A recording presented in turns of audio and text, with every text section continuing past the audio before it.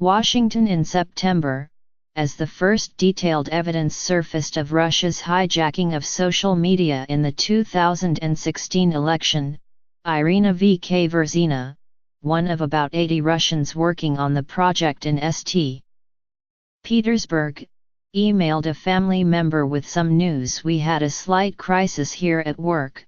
The FBI busted our activity, not a joke," she wrote of the project in Russia.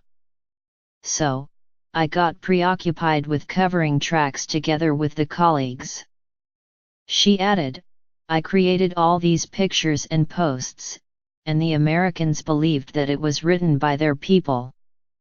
A 37-page indictment, handed up on Friday by a Washington grand jury and charging Ms. Verzina and 12 other people with an elaborate conspiracy, showed that she and her colleagues did not, in fact, hide their tracks so well from United States investigators. The charges, brought by Robert S. Mueller III, the special counsel, introduced hard facts to a polarized political debate over Russia's intervention in American democracy, while not yet implicating President Trump or his associates. The indictment presented in astonishing detail a carefully planned, 3-year Russian scheme to incite political discord in the United States, damage Hillary Clinton's presidential campaign and later bolster the candidacy of Donald J. Trump, along with those of Bernie Sanders and Jill Stein. The precise description of the operation suggested that FBI investigators had intercepted communications, found a cooperating insider or both. The Russians overseeing the operation, which they named the Translator Project, had a goal to spread distrust toward the candidates and the political system in general. They used a cluster of companies linked to one called the Internet Research Agency, and called their campaign information warfare. The field research to guide the attack appears to have begun in earnest in June 2014. 2 Russian women, Alexandra Wykrylova and Anna V. Bogacheva, obtained visas for what turned out to be a 3-week reconnaissance tour of the United States, including to key electoral states like Colorado, Michigan, Nevada, and New Mexico. The visa application of a third Russian, Robert S. Bovda, was rejected. The 2 women bought cameras, SIM cards, and disposable cell phones for the trip and devised evacuation scenarios in case their real purpose was detected. In all, they visited 9 states: California, Illinois, Louisiana, New York, and Texas, in addition to the others, to gather intelligence on American politics, the indictment says. Ms. Krylova sent a report about their findings to one of her bosses in St. Petersburg. Another Russian operative visited Atlanta in November 2014 on a similar mission, the indictment says. It does not name that operative, a possible indication that he or she is cooperating with the investigation, legal experts said. The operation also included the creation of hundreds of email, PayPal, and bank accounts and even fraudulent driver's licenses issued to fictitious Americans. The Russians also used the identities of real Americans from stolen Social Security numbers. At the height of the 2016 campaign, the effort employed more than 80 people, who used secure virtual private network connections to computer servers leased in the United States to hide the fact that they were in Russia. From there, they posed as American activists, emailing, advising and making payments to real Americans who were duped into believing that they were part of the same cause. The playing field was mainly social media, where the Russians splashed catchy memes and hashtags. Facebook has estimated that the fraudulent Russian posts reached 126 million Americans on its platforms alone. The Russian operatives contacted, among others, a real Texas activist who, evidently assuming they were Americans, advised them to focus on purple states like Colorado, Virginia and Florida. After that, FBI agents found that the phrase "Purple States" became a mantra for the Russian operation. Clinton Watts, a former FBI agent who has tracked the Russian campaign closely, said that he had no doubt that President Vladimir Putin of Russia was behind the effort, which was carried out by companies controlled by his friend and ally, Yevgeny Prigozhin. But he noted that the so-called trolls employed by Mr. Prigozhin took elaborate steps to obscure their identities and locations and to avoid leaving government fingerprints from the beginning.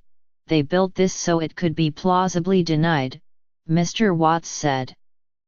Mr. Putin has repeatedly denied any government role in hacking and disinformation aimed at the United States, while coyly allowing that patriotic Russians may have carried out such attacks on their own.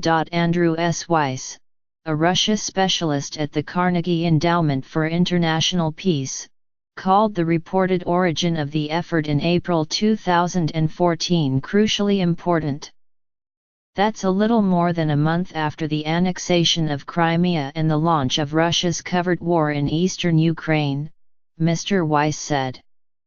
The resulting crisis vaporized U.S. Russian relations overnight, he said, setting off multiple Russian efforts to undermine the United States, both in terms of our leading role in the world, but also via our own domestic political vulnerabilities.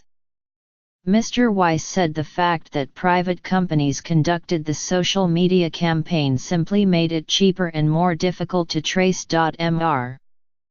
Putin has been angry with Mrs. Clinton since at least 2011, when she was Secretary of State, and he accused her of inciting unrest in Russia as he faced large-scale political protests.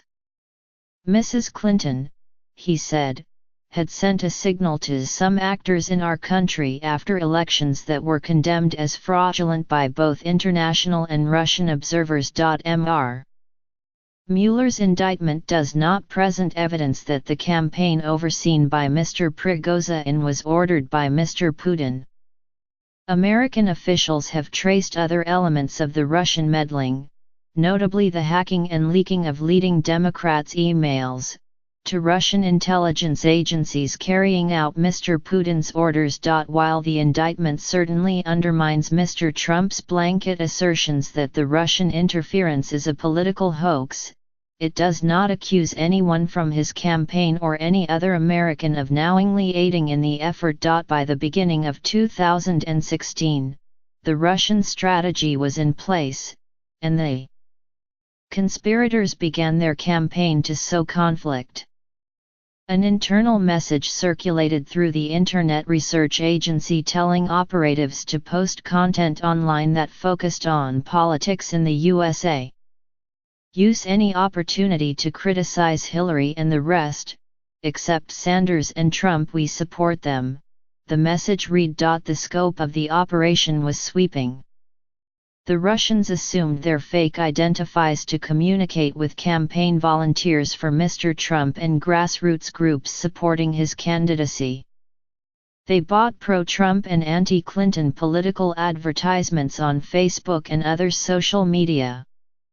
They used an Instagram account to try to suppress turnout of minority voters and campaign for Ms. Stein, the Green Party candidate. Applying nearly 2 years' worth of political research, the Russians used all of these tactics to target voters in swing states, notably Florida, according to the indictment. By summer 2016, the Russian operatives were mobilizing efforts for coming Florida Goes Trump rallies across the state, all planned for August 20.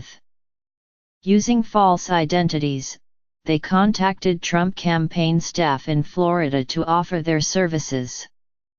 One operative sent a message to a campaign official saying that the group Being Patriotic was organizing a statewide rally to support Mr. Trump.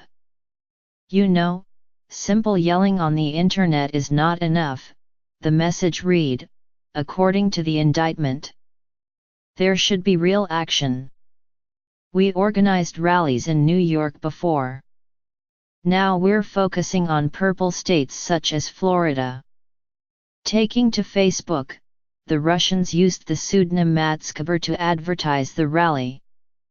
If we lose Florida, we lose America. We can't let it happen, right? What about organizing a YUGE pro-Trump flash mob in every Florida town?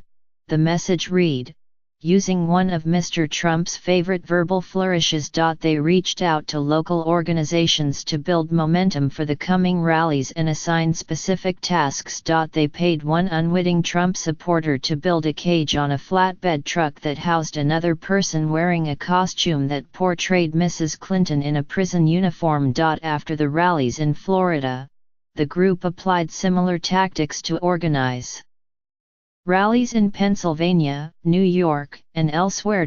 Weeks before the election, the Russians ratcheted up social media activity aimed at dampening support for Mrs. Clinton. In mid-October, Woke Blacks, an Instagram account run by the Internet Research Agency, carried the message hatred for Trump is misleading the people and forcing blacks to vote Hillary. We cannot resort to the lesser of two devils. Then we'd surely be better off without voting at all.